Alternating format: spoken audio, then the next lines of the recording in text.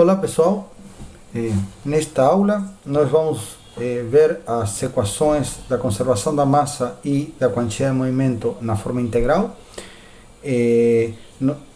Nós vamos expressar as equações de conservação, essas equações de conservação em um referencial euleriano utilizando o teorema de transporte de Reynolds. E vamos ver para um volume de controle, ou seja, a forma integral dessas equações de conservação, que, como eu já comentei, nós vamos utilizar essa ferramenta para a resolução da maioria dos problemas de aplicação neste curso. Com relação à conservação da massa, nós já comentamos um pouco durante as aulas anteriores, mas essencialmente a conservação da massa está associada ao fato de que a massa em um sistema é constante. E aí, como que a gente expressa isso matematicamente? Nós vamos considerar que, lembrando o conceito da aplicação do teorema de transporte de Reynolds, nós temos um sistema. Esse sistema está se deslocando com uma determinada velocidade. Claro, tem que ter movimento, para a gente falar um referencial euleriano, a gente tem que considerar que esse fluido está se deslocando. E esse sistema vai ter uma massa. Aí o que nós vamos querer visualizar? Nós vamos querer visualizar como que variam as propriedades desse sistema quando esse sistema passa pelo volume de controle. Ou seja, vamos considerar apenas a porção do sistema que está naquele momento no volume de controle. E isso é importante porque, de novo, nós vamos nos focar, a nossa análise vai se limitar ao volume de controle. Eu continuo falando de sistema apenas para deixar bem clara a questão da variação das propriedades desse sistema e como que a gente expressa a variação das propriedades desse sistema quando ele passa pelo volume do controle. No caso da massa, nós vamos ter, então, o que nós vamos querer saber? Como que varia a massa desse sistema quando ela passa por um volume de controle, que eu vou delimitar, e lembrando que o volume de controle, digamos, pode ter paredes, enfim, é uma porção do espaço que que nós, analistas, vamos definir, diferentemente do sistema que ele pode ocupar uma porção do espaço variável e que não está sob o nosso controle qual é a região do espaço ocupada por esse sistema, pois vai depender do movimento desse sistema. Então nós vamos definir um volume de controle e vamos verificar como varia a massa, como são as variações das propriedades quando esse sistema passa pelo volume de controle. No caso particular da massa, nós vamos ter o seguinte: vamos dizer que essa massa desse sistema é constante, correto? Essa é a lei da conservação da massa. Como a gente expressa isso em termos matemáticos? Nós decimos que a massa do sistema, a variação no tempo da massa do sistema, e isso é muito importante, a massa do sistema é nula, ok? Isso não quer dizer que no volume de controle, a massa que está dentro do volume de controle em um determinado instante não possa variar, mas a massa do sistema vai ser constante. E aí, por outro lado, para a aplicação do teorema de transporte de Reynolds, que nós havíamos definido para uma variável genérica n, neste caso, n nós definimos como sendo a massa do sistema multiplicado por uma variável intensiva qualquer. Essa variável intensiva pode ser a quantidade de movimento por unidade de massa, ou seja, a velocidade, pode ser a energia por unidade de massa, ou seja, a energia específica, ou qualquer variável transportada por unidade de massa. Ou seja, no momento que eu tenho uma massa que está se deslocando no espaço, essa massa vai estar transportando, vai estar carregando uma série de propriedades. Quantidade de movimento, porque se ela tem uma velocidade, ela tem uma certa quantidade de movimento, a massa multiplicada pela velocidade vai dar a quantidade de movimento. Vai estar carregando uma energia cinética, pois se ela está se deslocando, vai estar carregando uma energia cinética, vai estar a uma determinada altura, então vai ter associado uma energia potencial e uma energia interna eventualmente. Então vai estar carregando uma série de propriedades que depois nós vamos ver cada uma, quando a gente for ver a conservação da quantidade de movimento, vamos estudar especificamente a quantidade de movimento e a energia, vamos definir todas as formas de energia que são transportadas. Mas apenas lembrando que essa massa está carregando uma série de propriedades associadas a essa massa. Para o caso específico da conservação da massa, nós vamos dizer, olha, a propriedade que nós estamos analisando neste caso é a própria massa do sistema, Logo, considerando essa definição, né, da energia, da propriedade específica, φ vai ser igual a 1, ou seja, é a massa por unidade de massa, que na verdade é um valor unitário. Então nós vamos aplicar agora o teorema de transporte de reinos considerando que esses valores de φ são unitários, todos os valores de φ são unitários, e nós vamos considerar que a propriedade do sistema, neste caso, que vai ser a própria massa, ela não vai variar no tempo, vai ter uma variação nula no tempo. Então, aplicando o teorema de transporte de reinos, vai resultar em quê? Que a variação no tempo da massa contida no volume de controle. E por que agora estou colocando essa massa de forma integral? Por quê?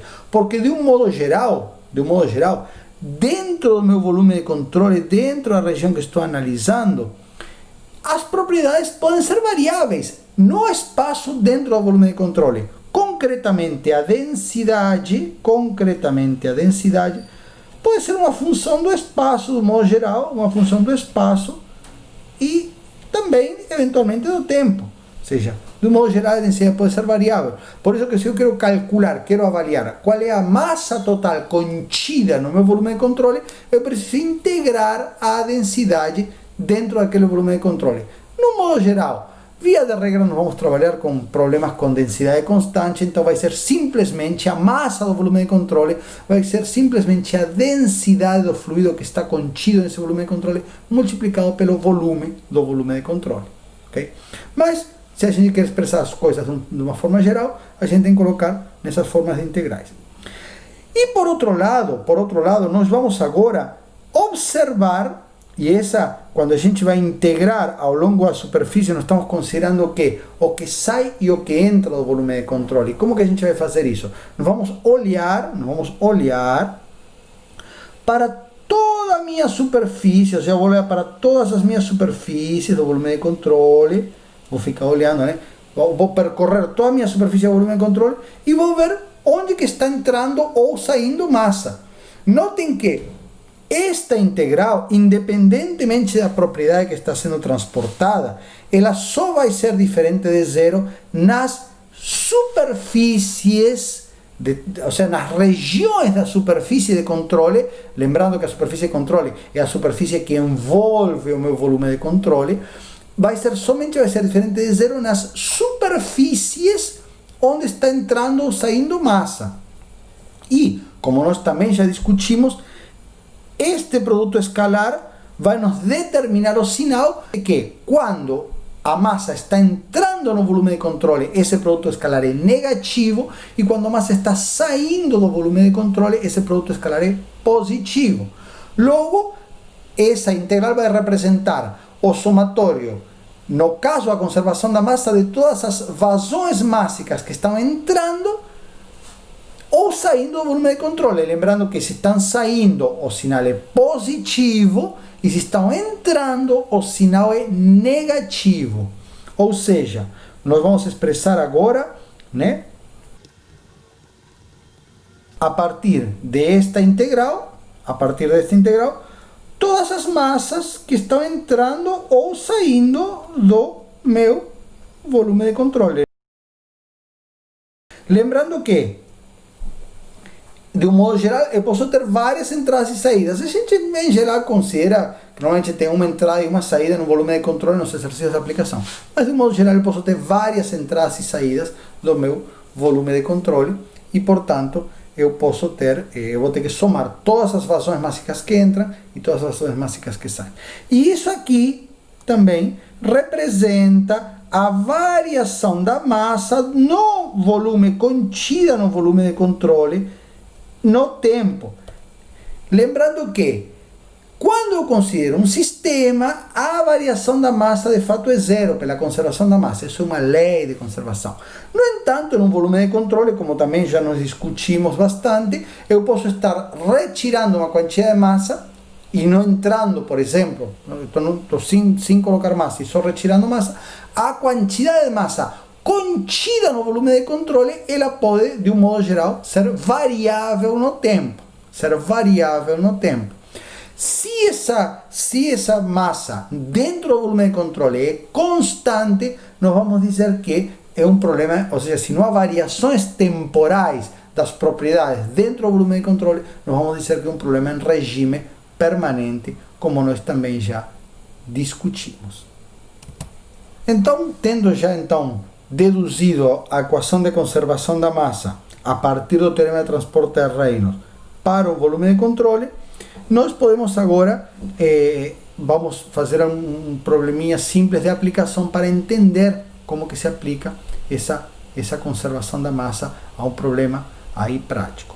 No entanto, antes de ir para o problema de aplicação, eu queria apenas fazer uma breve discussão com relação à questão da vazão mássica, o cálculo de vazão mássica, e enfatizando esse conceito do produto escalar que é tão importante nos cálculos desses balanços da propriedade que está entrando e saindo de um volume de controle, que está sendo transportada pela massa que entra e que sai no volume de controle. Então, nesse caso, estou apenas trazendo um exemplo que acho interessante aí do livro, que diz o seguinte: olha, se nós, por exemplo, considerarmos nós quisermos calcular uma vazão mássica que está passando por um canal, com uma determinada largura ou com uma determinada área, nós vamos ter aqui uma área transversal, e neste caso, se a velocidade for paralela ao vetor normal. O que significa a velocidade ser paralela ao vetor normal? Que ela é perpendicular à área, ou seja, a velocidade está entrando está passando em forma perpendicular àquela minha superfície de controle. Então, se eu quiser calcular, neste caso, a vazão mássica que está atravessando, eu vou calcular uma velocidade média. Na verdade, a rigor, como eu tenho uma velocidade aqui que é variável, a rigor eu teria que integrar a velocidade. Mas se eu vou pegar aqui uma velocidade média, que poderia ser uma média integral naquela superfície, eu vou dizer, olha, o meu produto escalar, neste caso aqui, podemos aqui definir, claro, sempre um par de eixos, colocando o eixo x na forma horizontal, eu vou dizer que aqui n é igual ao meu próprio vetor de base i, e vou dizer que o produto escalar v escalar n é igual apenas a componente u da velocidade, ou seja, a componente horizontal, a componente x do vetor velocidade, ok? E aí então eu vou dizer que, nesse caso, eu vou dizer que o próprio módulo da velocidade, ou seja, aqui, pessoal, quando a gente fala v sem colocar uma setinha em cima, estamos nos referindo ao módulo do vetor velocidade, que nesse caso é a própria velocidade u, porque é o somatório de todas as componentes ao quadrado, raiz quadrada. Nesse caso vai ser a raiz quadrada de u quadrado, que é a própria velocidade u, ok? Então esse é o módulo da velocidade, o módulo do meu vetor velocidade, vou chamar de um v, que é o próprio módulo, é a própria componente u da velocidade. E quando eu multiplicar pela área e pela densidade, vou obter a minha vazão mássica. Agora, apenas para discutir esse conceito desse produto escalar, esse conceito dessa vazão mássica que atravessa uma determinada superfície, vamos imaginar o seguinte: uma coisa que é óbvia é que se eu tenho o meu duto aqui, eu considero aqui, por exemplo, uma superfície aqui vertical, que seria essa mesma superfície aqui, essa mesma superfície aqui, nós vamos ter o quê? Nós vamos ter que a vazão que passa por aquela superfície é a mesma. E é claro que se eu considerar uma outra superfície, como por exemplo uma superfície inclinada agora em relação ao escoamento, a vazão que passa, é uma coisa intuitiva, a vazão que passa por essa superfície é exatamente a mesma vazão que passa, é a vazão que está circulando por dentro do meu tubo. Mas agora, para fins didáticos, vamos fazer o seguinte exercício, vamos calcular qual é a componente Vn, que seria o quê? Seria a componente da minha velocidade perpendicular à área que estou analisando, que agora é essa área inclinada. Como que vai ser essa componente Vn? Vai ser o próprio V cosseno de θ, ok? V cosseno de θ. Isso aqui, pessoal, seria o próprio V escalar n, né? Porque seria módulo de V vezes módulo de N, que por definição é unitário, porque um vetor normal é um versor normal, é um vetor de módulo unitário, pelo cosseno do ângulo entre os dois vetores. Ok? Então, quando a gente calcula a componente perpendicular, vai ser cosseno de θ. Porém, se a gente comparar esta superfície, ou seja, nós temos aqui o ângulo θ também, né? Aqui nós temos o ângulo θ também. Ok? Então, se a gente comparar esta superfície com esta superfície, ela também, né? Ou seja, o valor da área, o valor que seria o módulo vetor área, né? O tamanho da área, vai ser A sobre cosseno de θ. E aí, claro, insisto, é um exercício simples, é uma coisa quase que óbvia, mas é só para entender que a vazão mássica que está circulando por um duto vai ser independente da orientação da área. Por quê? Porque eu sempre vou pegar a componente perpendicular. Ou seja, como dizia assim, qual é a componente, a quantidade de massa que de fato está passando quando considero uma direção perpendicular àquela área, que é a projeção. E é exatamente isso que é o vetor, que é o produto escalar entre vetores. É a projeção do vetor velocidade no sentido perpendicular à superfície que estou analisando, né? E nesse caso, então, né, eu vou substituir, né? Vou fazer a minha integral considerando agora esse produto escalar, né? E eu vou chegar nada mais e nada menos, como era óbvio que eu ia chegar, na minha vazão mássica original, ok? Porque na verdade é como se eu dissesse, estou pegando a componente do meu vetor que é perpendicular à área um pouquinho menor, porém a minha área é um pouco maior do que aquela. Então, né, uma coisa vai compensar a outra. Insisto, é óbvio, mas só para entender melhor esse conceito do produto escalar associado ao cálculo da vazão mássica que está atravessando uma área. E isso, pessoal, estou fazendo bastante ênfase, porque não apenas, a gente não vai usar apenas para o caso da conservação da massa. Todos os balanços de quantidade de movimento, de energia, que a gente vai fazer nas aplicações, vão implicar em calcular a vazão mássica que está atravessando uma determinada superfície. Via de regra, a gente vai procurar as fronteiras do volume de controle, vai tentar procurar as fronteiras do volume de controle, de modo que essas superfícies de controle sejam perpendiculares ao meu vetor velocidade. Então, né, vai ser um cálculo simples. Mas é importante lembrar isso, que se por algum motivo a gente tiver uma velocidade que não é perpendicular à minha superfície de controle, eu vou precisar levar em consideração esse produto escalar para calcular a vazão mássica. Então, apenas para discutir um exemplo de aplicação bem simples da conservação da massa, nós vamos considerar aqui um recipiente que estou entrando com uma determinada, estou enchendo, por exemplo, com uma torneira, e tem um furinho embaixo que está saindo uma determinada quantidade de fluido pela parte inferior. Então é o seguinte, por exemplo, um exercício aqui, o objetivo aqui é calcular quanto vale, o objetivo aqui é H de T. Ou seja, o que nós vamos calcular, pessoal? Como varia a altura desse recipiente, né? Isso pode ser, por exemplo, problemas de controle de nível, tipicamente pode aparecer algum tipo de coisa nesse sentido. Como varia essa altura desse recipiente, essa altura H, como função das massas que entram e que saem, ok? Então vamos aplicar aí a esse problema, né? Eu escolhi um problema transiente propositalmente para discutir os conceitos associados à variação, principalmente a questão da variação da massa dentro do volume de controle. Então nós vamos considerar o seguinte, nós vamos aplicar a equação da conservação da massa na forma integral a esse volume de controle, né? Então, qual vai ser o meu volume de controle? Vou aqui definir o meu volume de controle como sendo a região, né, contida dentro do meu recipiente. Região contida dentro do meu recipiente. Esse é meu, estou colocando aqui em vermelho, é meu volume de controle. E aí, então, vamos aplicar essa definição. Então, vou dizer, olha, a variação no tempo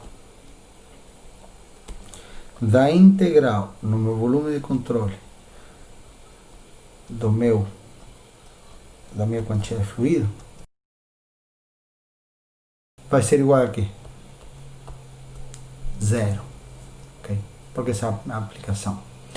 Então, o que eu vou fazer agora? Eu vou olhar, primeiro eu vou resolver esta integral.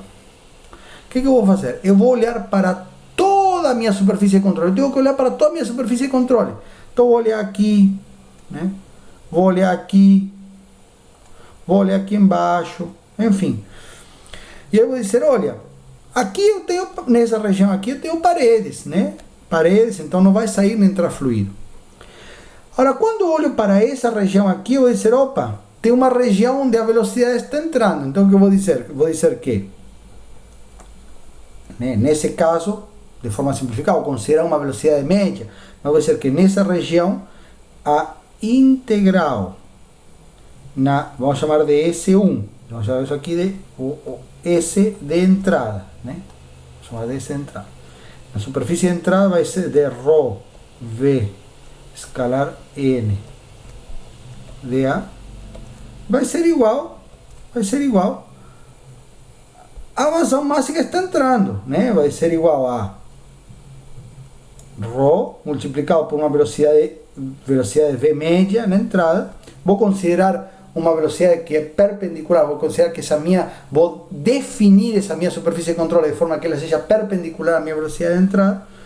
Vou dizer que é a velocidade, que é perpendicular à superfície, multiplicada pela área da entrada, né? pela quantidade de área da entrada.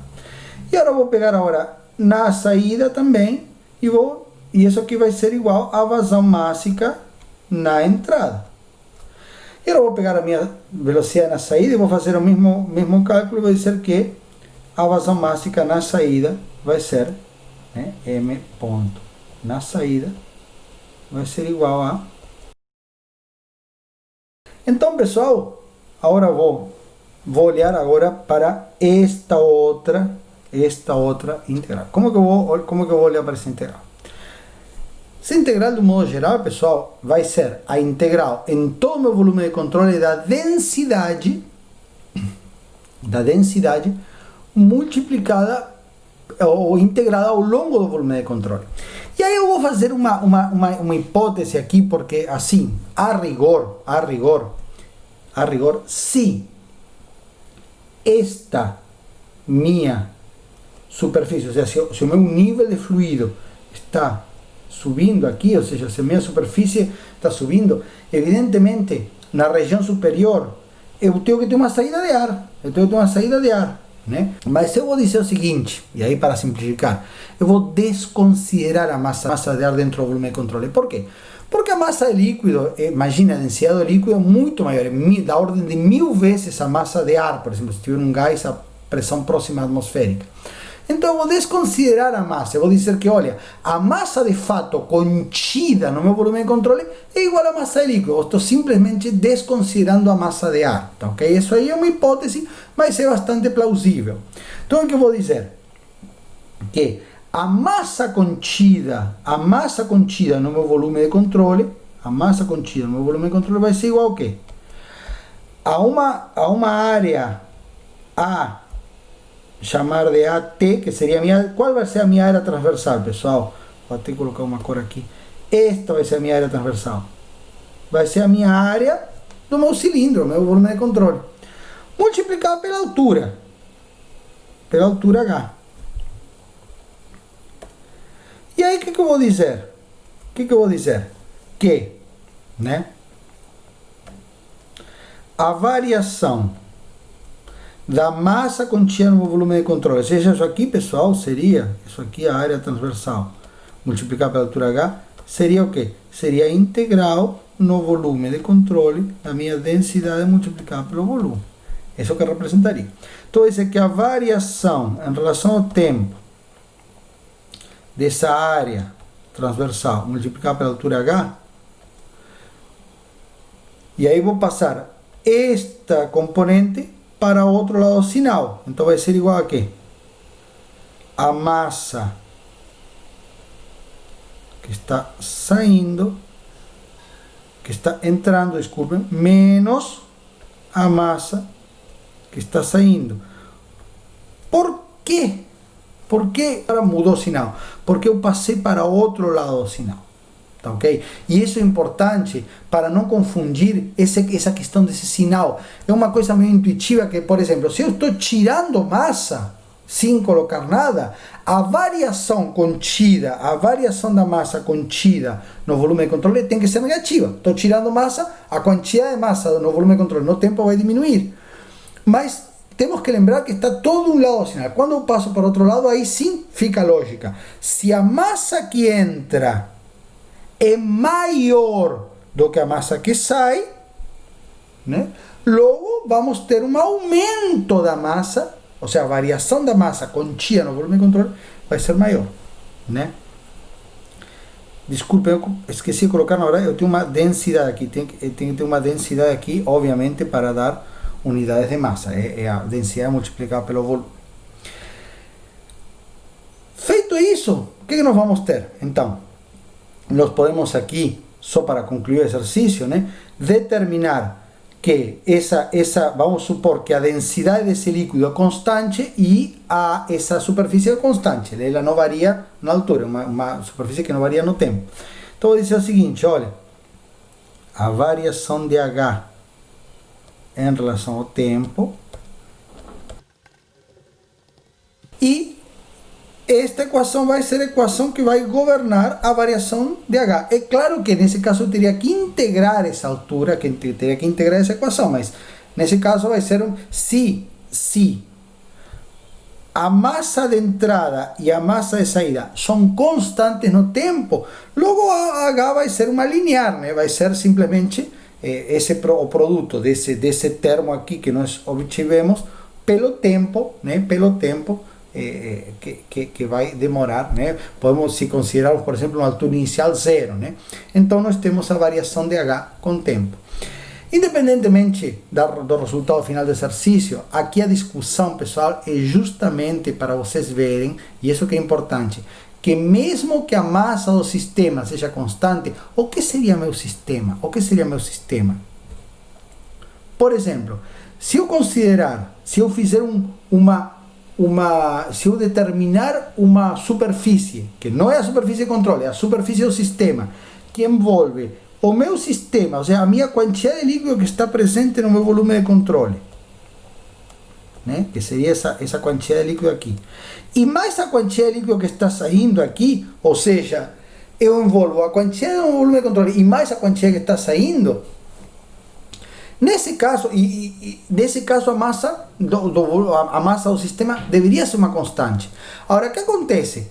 Como eu estou olhando para meu volume de controle, não quero mais olhar para o sistema, eu vou dizer, olha, no meu volume de controle a massa pode variar. De fato, nesse caso está enchendo, ou seja, se estou entrando com mais massa ou que estou saindo, esse volume de controle está enchendo, né? A quantidade de massa presente no volume de controle está aumentando com o tempo. Tá, ok? Mas por quê? Porque estou olhando para o volume de controle. Se estiver olhando para o sistema, a massa é constante. Ok? Muito bem.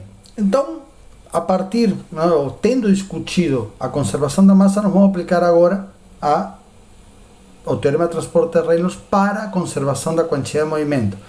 Claro que agora vai complicar um pouco, mas em relação à conservação da massa principalmente, mas é importante colocar que ou seja, a discussão mais detalhada em cima da conservação da massa é para entender como que é a aplicação desse teorema de transporte de Reynolds. Então, para aplicar o teorema de transporte de Reynolds à lei de conservação da quantidade de movimento, é muito simples. Vamos de novo agora colocar que a nossa variável transportada no sistema é a quantidade de movimento, que é uma variável agora vetorial. Isso é importante entender, ou seja, esse n pode ser tanto um escalar quanto um vetor, vai depender da propriedade que estiver analisando. Se a propriedade transportada é um vetor, como por exemplo quantidade de movimento, logo essa propriedade vai ser uma propriedade vetorial, que vai ser igual a massa multiplicada pela velocidade do sistema, tá, ok? E fazendo essa consideração, φ, então nesse caso vai ser a velocidade do sistema, né? E insisto, nós não vamos olhar a velocidade do sistema, vamos olhar a velocidade dentro do volume de controle, ou seja, vai ser uma velocidade que de um modo geral vai depender do espaço e do tempo. Vai depender do espaço e do tempo. Okay? Vamos analisar agora como varia a quantidade de movimento daquele sistema no momento que esse sistema está passando pelo meu volume de controle. Ok? Só que agora, e é por isso que é muito importante entender esse conceito de sistema e volume de controle, neste caso, a variação da quantidade de movimento do sistema é claro que não é nula, porque não necessariamente a massa do sistema é constante, a quantidade de movimento do sistema não é constante, a quantidade de movimento do sistema a variação da quantidade de movimento do sistema vai ser igual ao somatório de todas as forças que estão atuando sobre esse sistema. Porém, novamente, não vou analisar agora o sistema, vou analisar o volume de controle e vou dizer, olha, como varia a quantidade de movimento desse sistema no momento que ele está passando pelo volume de controle.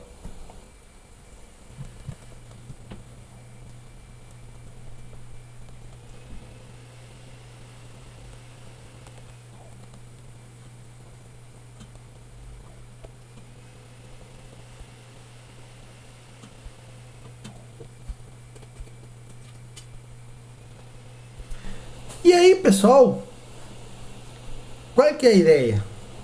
Que nós vamos analisar agora como varia a quantidade de movimento do sistema sujeito às forças que estão aplicadas no volume de controle, porque não me interessa quais são as forças aplicadas ao sistema, me interessam as forças que são aplicadas no volume de controle, porque eu quero saber quais são as forças que o volume de controle está fazendo sobre o sistema e em geral, a ideia é ao contrário, ver qual é a força que o sistema está fazendo sobre o volume de controle, sobre as minhas paredes. Por exemplo, como eu já comentei, calcular a força de um vento sobre uma antena, calcular a força de um fluido numa curva de um determinado escoamento, uma determinada tubulação e etc. Então, quando nós temos uma variação da quantidade de movimento entre a entrada e a saída de um volume de controle, ou as várias entradas e várias saídas, isso depende, mas se nós temos um volume de controle como esse, onde tem uma entrada e uma saída, quando há uma variação da quantidade de movimento entre a entrada e a saída, significa que houve uma força aplicada. Eu tenho que aplicar uma força para promover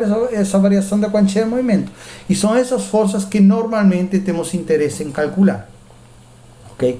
Então, quais forças são essas? São as forças que estão sendo aplicadas ao sistema quando ele está passando no volume de controle, ou seja, são as forças aplicadas sobre o volume de controle. E essas forças, como também nós já discutimos, podem ser forças de superfície, ou seja, são as tensões que estão sendo aplicadas na superfície de controle e que vão resultar numa força aí, numa força líquida, e são as forças de campo, que essas forças de campo não necessariamente tem que ter contato com a superfície de controle. A força de campo, como nós falamos, é uma força que não há contato, que ela, nesse caso, e como nós já também comentamos, nesse curso vamos considerar apenas a força peso, ou seja, a força devida ao campo gravitacional sobre o fluido que está dentro do volume de controle.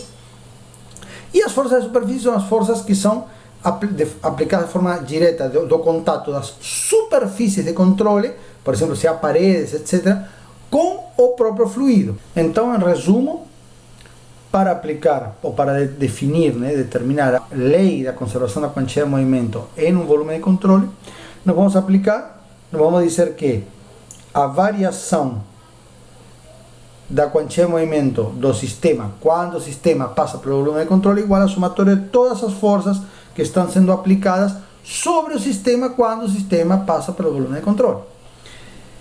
Então, o que vamos dizer? Que o somatório de todas as forças de superfície, eu vou separar em forças de superfície mais a força peso. Eu vou considerar uma única força aqui, que eu vou chamar de força B, que é uma força de campo. Vou considerar uma única força de campo, pessoal, porque nós vamos considerar a gravidade, mas de alguma forma, se tivermos outros campos atuando, como por exemplo um campo elétrico, poderia ser que são o somatório de todas as forças de campo. Eu estou separando, como nós já comentamos, por quê? Porque as forças de superfície vão ser aquelas oriundas das tensões aplicadas à superfície de controle. E as forças de campo são forças que atuam externamente. Vai ser igual a quê? A variação no tempo da quantidade de movimento presente dentro do meu volume de controle mais a integral de toda a quantidade de movimento que está atravessando a minha superfície de controle, ok? Isso aqui essencialmente vai ser o quê? O somatório de todas as vazões mássicas multiplicadas pelas velocidades, né? Em todas, né? O somatório ao longo de todas as minhas superfícies de controle. Já eu vou identificar. Normalmente eu tenho, né? Tenho paredes, tenho entrada, tenho saída, então vou identificar as diferentes superfícies que compõem a minha superfície de controle, lembrando que esse integral, com esse circulozinho aqui, significa que eu vou olhar para uma superfície fechada, ok? E multiplicadas pelas velocidades, né? Com seu respectivo sinal. Lembrando que este produto escalar aqui é o que está nos dizendo, olha, se a massa está entrando é negativo, se a massa está saindo é positivo. E agora uma coisa que tem que ficar claro aqui, é muito importante, pessoal, é que nós substituímos este φ aqui pela velocidade, né? Então, nesse caso, a variável transportada é a própria quantidade de movimento por unidade de massa, que é a velocidade. Mas não confundir com essa velocidade, aliás, é a mesma velocidade, só que tem que ficar claro. Uma coisa, até para no momento de aplicar essa equação nos problemas, tem que ficar claro que uma coisa é esta velocidade, que é a velocidade que está sendo transportada, e outra coisa é esta velocidade, que é a velocidade que está transportando. Essa velocidade aqui é associada ao transporte de massa, a massa que está se deslocando no espaço. E esta velocidade é a quantidade de movimento que essa massa está transportando. Ok? Por que é importante isso? Porque a gente, por exemplo, se a gente for considerar essa equação nas componentes, quando eu considero a velocidade que vai me definir a vazão mássica, que é esta velocidade aqui, ou seja, que é a velocidade que vai estar multiplicada pelo vetor normal, ou seja, que vai definir o transporte de massa que sai ou que entra ao volume de controle, aí eu tenho que considerar o vetor velocidade, né? Até porque eu vou fazer um produto escalar entre dois vetores. Enquanto esta velocidade aqui vai ser a própria componente. Por exemplo, vou dar um exemplo agora. Se eu for considerar o somatório de todas as forças na direção X, se eu vou pegar uma componente, vai ser o quê? A variação no tempo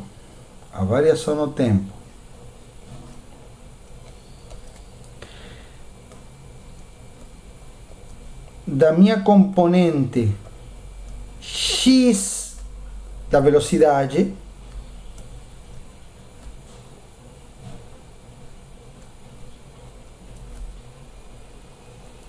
mais a integral em toda a minha superfície de controle da minha componente X da velocidade, ok? Multiplicado agora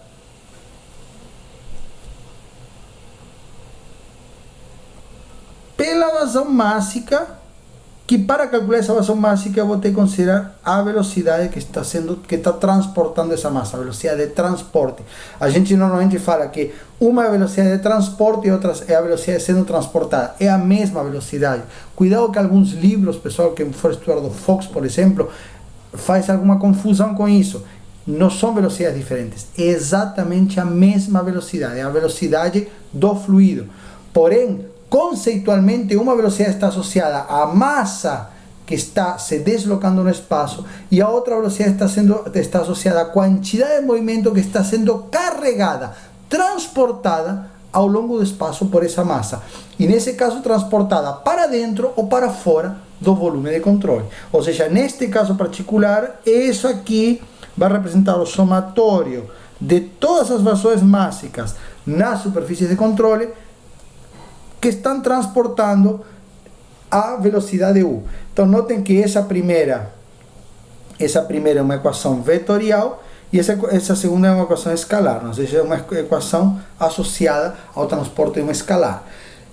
Como que eu vou resolver os problemas? De uma forma muito simples. Eu vou pegar esta equação, que apenas a gente escreve dessa forma, para colocar uma forma compacta, numa forma genérica, e vou dividir, vou separar nas componentes. Porém, é importante lembrar que quando eu separar nas componentes, eu vou ter uma velocidade, ou seja, eu vou transportar, a velocidade transportada vai ser a minha componente, que enquanto que para calcular a vazão mássica, eu preciso considerar o produto escalar do vetor velocidade multiplicado pela normal área em cada superfície de controle ao redor do meu volume de controle. Muito bem. Então, tendo definido a variação da quantia de movimento, a lei, né, de conservação da quantia de movimento em um referencial euleriano, através do teorema de transporte de Reynolds, nós vamos ter aqui, né, conforme nós já discutimos, nós vamos ter aqui ou seja, esse seria o lado, digamos, lagrangiano, como seria para o sistema, mas o que nós vamos olhar é para o outro lado, ou seja, nós vamos ver, dado um sistema que está passando pelo volume de controle, e nesse volume de controle que o sistema está passando, estão sendo aplicadas uma série de forças de superfície e uma série de forças de volume, uma série de forças de corpo, que nesse caso a gente vai considerar apenas o peso, ou seja, a gravidade. A variação da quantia de movimento para o volume de controle, ou seja, um referencial euleriano, vai ser dada por essa expressão aqui, que é composta de duas parcelas. Uma que é a variação da quantia de movimento dentro do volume de controle ao longo do tempo, ou seja, que seria a variação da quantia de movimento presente dentro do volume de controle ao longo do tempo, e uma outra parcela que está associada ao balanço, ou seja, o que entra e o que sai de quantidade de movimento desse volume de controle. Então agora o que nós precisamos calcular são essas forças, ou relacionar, né? A ideia agora para fechar o sistema é relacionar essas forças com as variáveis do escoamento. A princípio, eu vou discutir, daqui a pouquinho eu vou discutir um exemplo. Essas forças a gente vai querer calcular de forma global, né? E de alguma forma a gente vai precisar, digamos, resolver todas essas integrais que eu vou discutir agora para calcular essas forças. Na verdade, o que nós vamos fazer o procedimento, via de regra, é calcula-se a quantidade de movimento a partir do lado direito da equação, e com isso vou obter as forças que estão sendo aplicadas sobre esse meu fluido, né? E isso é importante também. Todas essas análises são sobre o fluido. No momento que alguém dizer, olha, eu quero calcular qual é a força que o fluido exerce sobre uma tubulação, sobre uma antena, sobre um equipamento, eu tenho que olhar, eu tenho que pegar essa força e inverter o sinal. Vai ser a mesma força, só que de sentido contrário. Por quê? Porque a reação, aí a gente aplica a terceira lei de Newton, ou seja, nós vamos calcular a força que uma parede, um equipamento eu estou analisando, aplica sobre o fluido, e vai ser igual e de sinal contrário à força que o fluido está aplicando sobre esse meu equipamento, sobre essa parede, enfim, né, uma antena, uma tubulação, etc. Okay? No entanto, para termos um melhor entendimento, né, e porque em algumas situações é necessário distinguir essas forças de superfície, né, nós vamos ver, por exemplo, quando a gente for estudar na próxima aula a equação de conservação de energia, que é importante entender qual é o trabalho das forças de superfície. Então, para nós termos um entendimento, né, mais detalhado da origem dessas forças, de onde, como que estão sendo, como que essas forças são aplicadas, né, ou transferidas ao fluido, né, nós vamos calcular essas forças a partir das variáveis, né, de escoamento. No caso da força de volume, que como nós já comentamos, vamos considerar apenas a força de gravidade, é muito simples, é simplesmente isso aqui, né? Obviamente que nós temos que, de novo, integrar. Por quê? Porque de um modo geral, essa densidade pode ser função do tempo e do espaço, já pode ser variável espacialmente. Então, de um modo geral, essa densidade, nós temos que integrar a densidade ao longo de todo o meu volume de controle. Ok? Ou seja, dentro do volume de controle. Porém, a gente vê claramente, para simplificar, a gente pode considerar que a densidade é constante. Então nós vemos claramente que isso aqui, na verdade, é uma densidade multiplicado pelo volume do volume de controle e multiplicado pela gravidade, que obviamente a gravidade também é constante, então ela sai sempre fora da integral, né? Então, nesse caso, nada mais é do que a massa dentro do volume de controle, cuidado não confundir, é a massa do fluido que está dentro do volume de controle multiplicado pela gravidade, que nada mais é do que o peso da massa de fluido que está dentro do volume de controle. Já as forças de superfície, ela até se apresenta de uma forma um pouco mais complexa, mas nós vamos lançar mão daquele conceito de tensor, que foi justamente para isso que nós avançamos um pouquinho mais na primeira unidade, nesse conceito de tensor-tensão, e essa relação entre o tensor-tensão e as forças aplicadas a uma superfície, e nós simplesmente vamos calcular, né, as forças de superfície como sendo isso, como sendo as tensões multiplicadas pelas áreas. Nesse caso, como, de um modo geral, a tensão na superfície de controle pode ser variável, nós temos que integrar ao longo dessa superfície de controle. Agora, muito cuidado, pessoal, nós vemos que essa integral é uma integral de superfície, esta integral de superfície é uma integral de superfície igual a essa aqui, que de fato vai ser uma integral em qual domínio? Qual vai ser o meu domínio de integração? Vai ser a minha superfície de controle. A minha superfície de controle. Eu vou olhar para a minha superfície de controle e vou ver quais são as tensões que estão sendo aplicadas. Só que, não confundir, são duas integrais na superfície de controle, porém, uma integral vai avaliar a quantidade de movimento que está entrando e saindo da minha superfície de controle. Enquanto a outra vai estar olhando as tensões que são aplicadas na superfície de controle. As duas são integrais de superfície porque as duas estão associadas à superfície.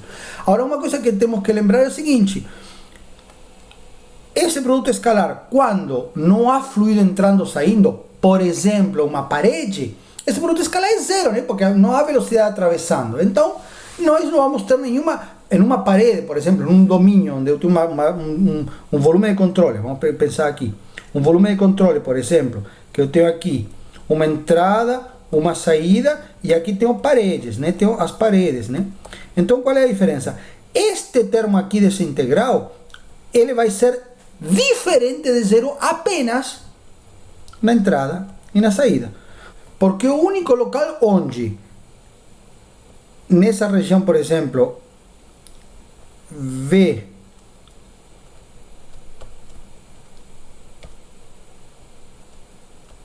escalar N é diferente de zero, né?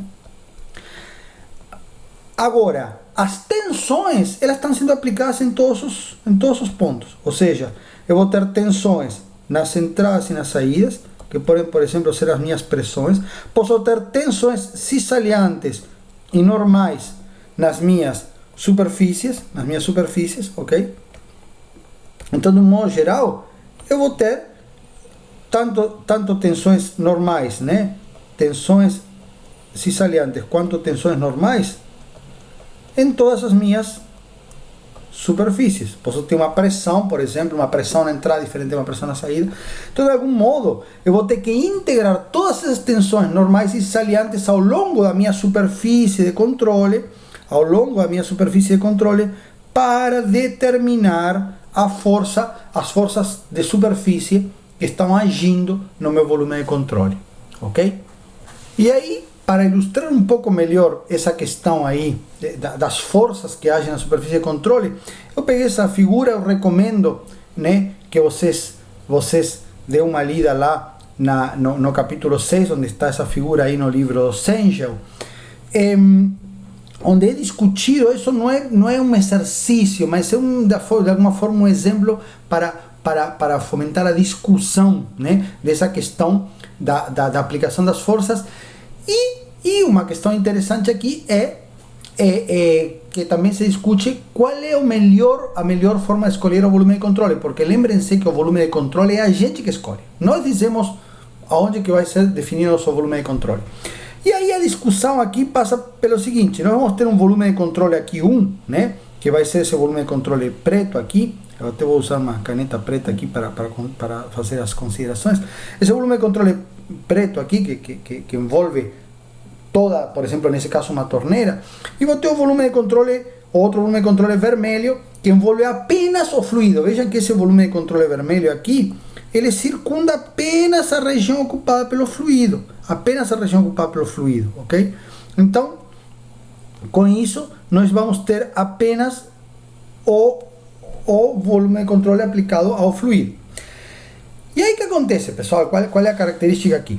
Se eu vou analisar, né, as forças que estão agindo, as tensões ao longo de toda a minha superfície de controle, e aqui por isso que eu fiz essa numeração, eu vou colocar o seguinte, olha, nesse volume de controle preto aqui, eu vou ter a superfície superior, né, essa lateral, essa superfície inferior, essa superfície aqui, e a única superfície que as duas superfícies de controle dos dois volumes vão coincidir, vai ser nessa região de entrada e nessa região da saída, as únicas superfícies. Ou seja, notem que a região de entrada e saída coincidem, né? Coincidem.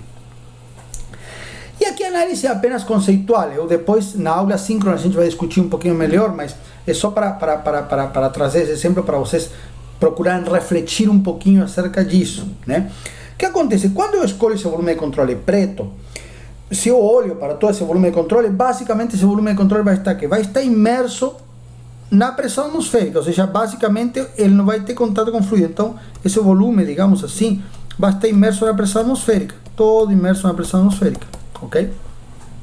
A exceção dessa, e aqui também vai estar agindo a pressão atmosférica, né? Toda essa região vai estar sujeita à pressão atmosférica.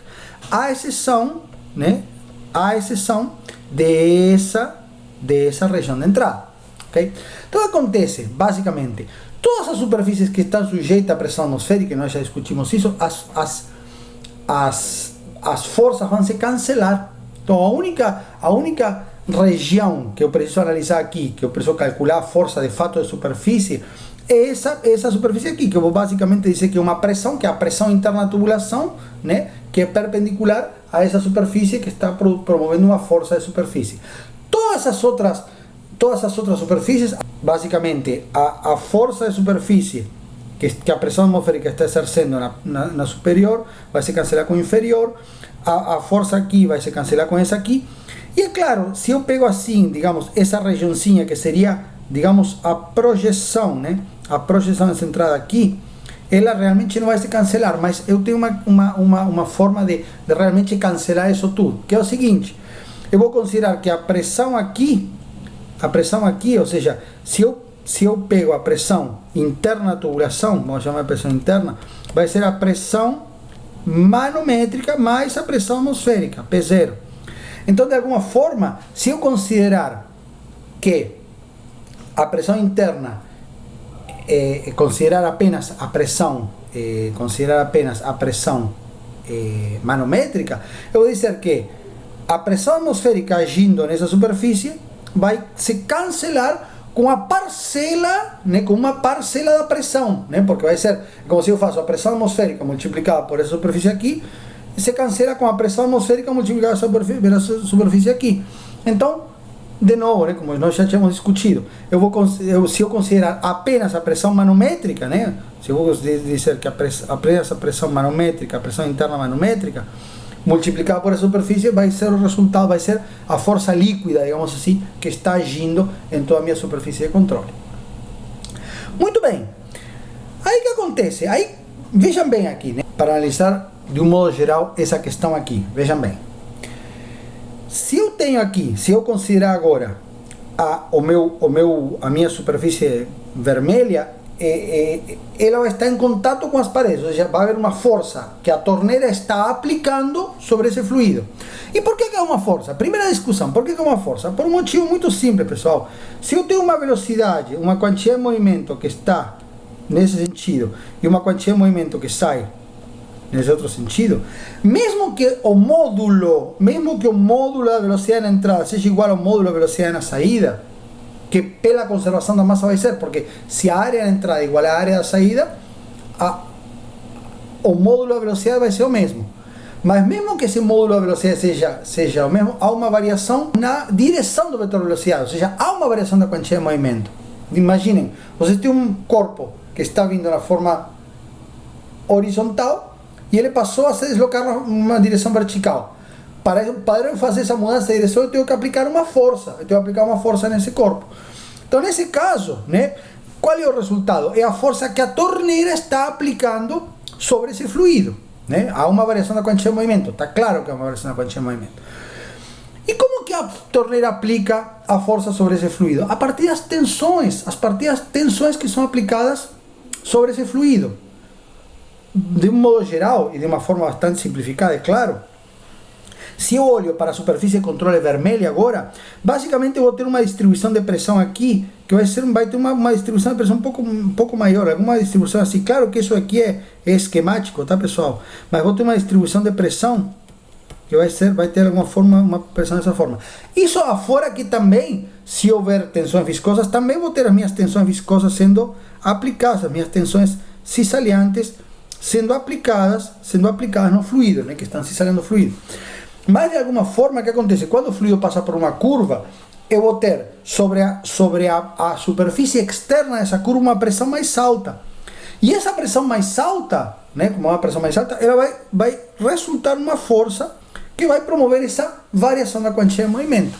Essencialmente, a física do processo é essa. É uma força que como que eu transfiro uma força para um fluido? Através das tensões. Nesse caso, a pressão. Pode haver também tensões viscosas, mas nesse caso que vai realmente a maior componente dessas tensões é a pressão que está sendo exercida pela torneira sobre o fluido. Só que o que acontece? É muito complicado calcular, na verdade a gente não quer calcular essas tensões, porque para calcular essas tensões a gente precisaria calcular, resolver todas as equações diferenciais que governam o escoamento, e nós não queremos isso. Então qual é o objetivo aqui? O objetivo é dizer, olha, se eu calculo a variação da quantia de movimento entre a saída e a entrada, essa diferença de quantia de movimento vai ser igual à força. Considerando nesse caso o regime permanente, apenas para simplificar, eu vou dizer o seguinte, olha, o somatório de todas as forças de superfície mais a força do peso, que é a força da gravidade, né? Vai ser igual a quê, pessoal? A quantia de movimento que sai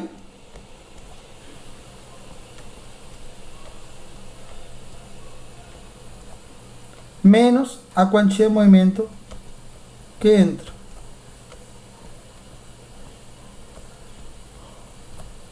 Ok? Né? E isso aqui, na verdade, aqui é integral. Eu já coloquei uma forma simplificada, mas isso nada mais é do que a integral, né? A integral, né? Sobre a superfície de controle da quantia de movimento que sai, que está atravessando a superfície de controle. Então, de novo, o que eu quero calcular, né? O que eu quero calcular são as forças, no caso a força de superfície, a força do peso é o próprio peso do fluido. Então, se eu quero calcular de fato as forças de superfície,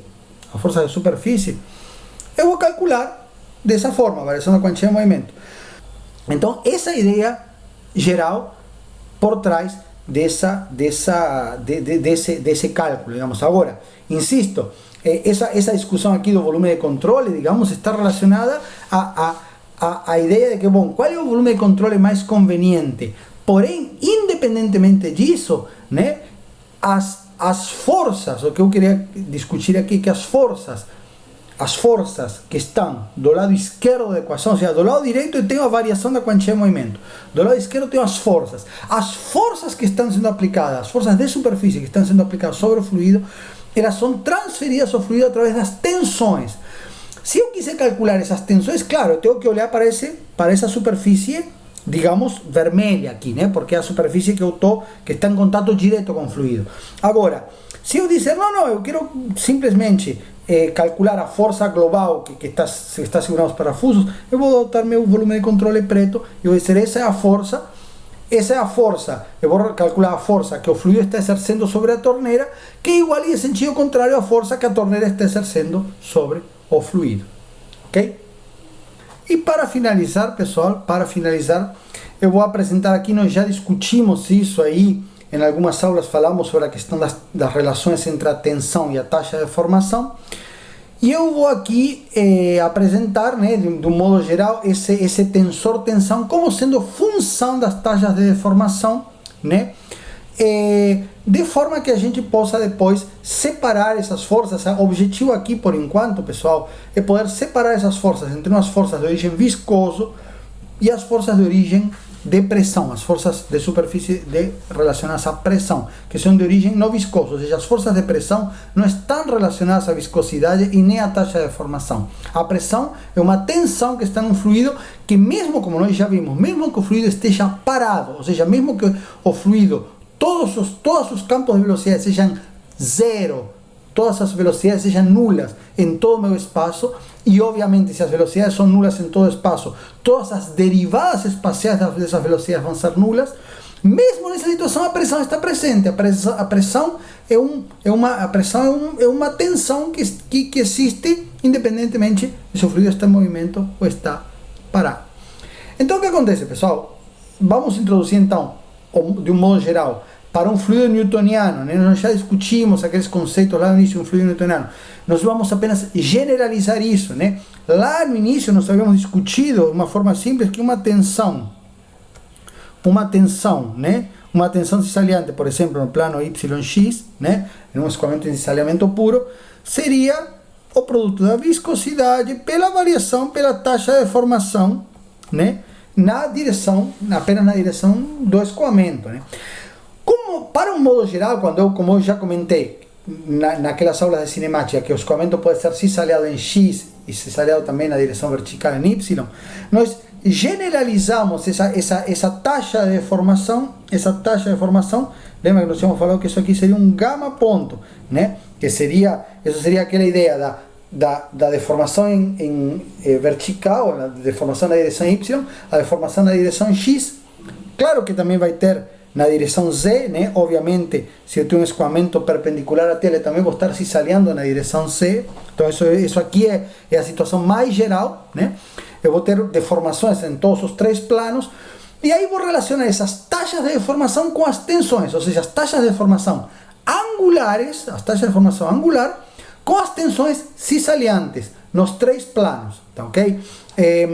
Estou colocando isso aqui de um modo geral. Não é objetivo aqui discutir em detalhes esse tensor-tensão e essas relações todas, porque nós a princípio vamos considerar escoamentos apenas bidimensionais, mas o objetivo principal aqui é entender o seguinte, que as tensões cisaliantes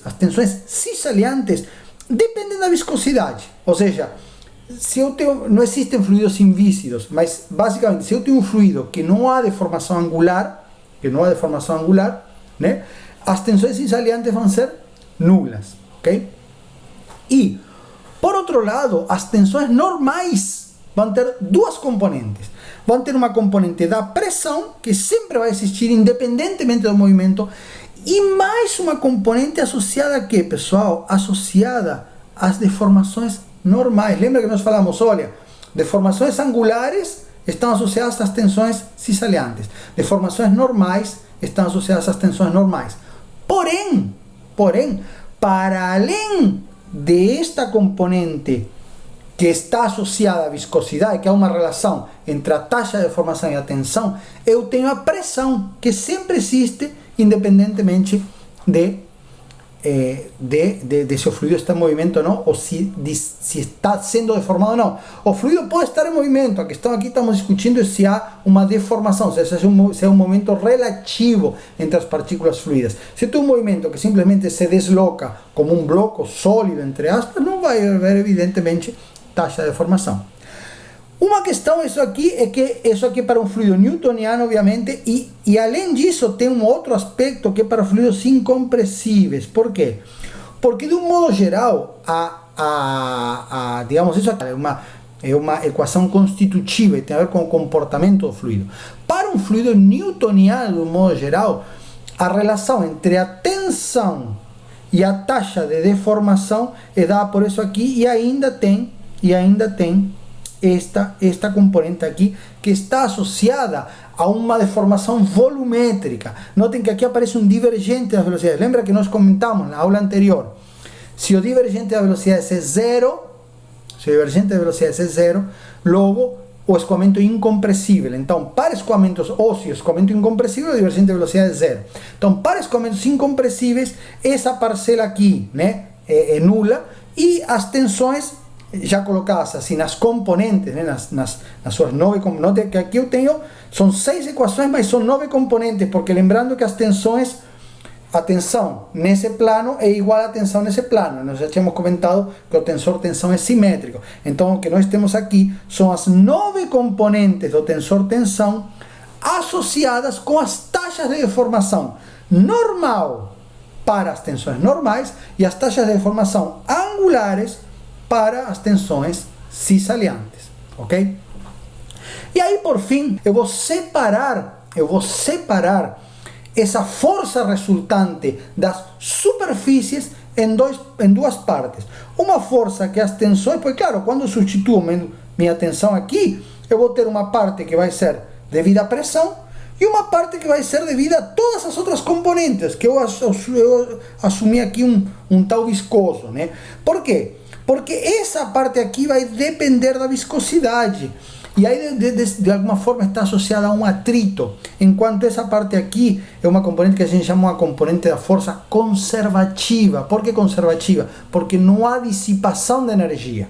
A energia do trabalho, a energia associada ao trabalho das forças de pressão é uma energia conservativa, ou seja, a pressão não vai dissipar energia, ou seja, dissipar, que eu estou falando, é transformar energia mecânica em energia térmica, ok? É uma energia interna, na verdade. O que vai fazer essa dissipação, esse atrito, o equivalente do atrito, são as viscosas, ok? Então, essa apresentação do tensor-tensão é, de alguma forma, para fechar e entender, né, o que entra aqui, quando eu falo aqui, né, das minhas tensões, o que vai entrar nessa integral. É claro que nós não vamos fazer essa substituição, nem entrar na complexidade de integrar essas tensões todas, mas o importante aqui apenas é enfatizar essa questão de que o meu tensor-tensão pode ser separado em uma pressão e uma componente viscosa desse tensor-tensão, e essa componente viscosa do tensor-tensão está associada ao atrito, é uma componente da força que é não conservativa. O trabalho associado a essas forças é um trabalho que é não conservativo, que vai dissipar energia mecânica, vai transformar energia mecânica em energia térmica, né, através do atrito, ok? E basicamente dessa forma nós encerramos aí a questão da quantidade de movimento. Vamos ter uma discussão um pouco mais ampla na aula síncrona, e na próxima aula a gente vai aplicar esses conceitos, essas forças, para calcular o trabalho associado à equação da conservação da energia. Obrigado por assistir.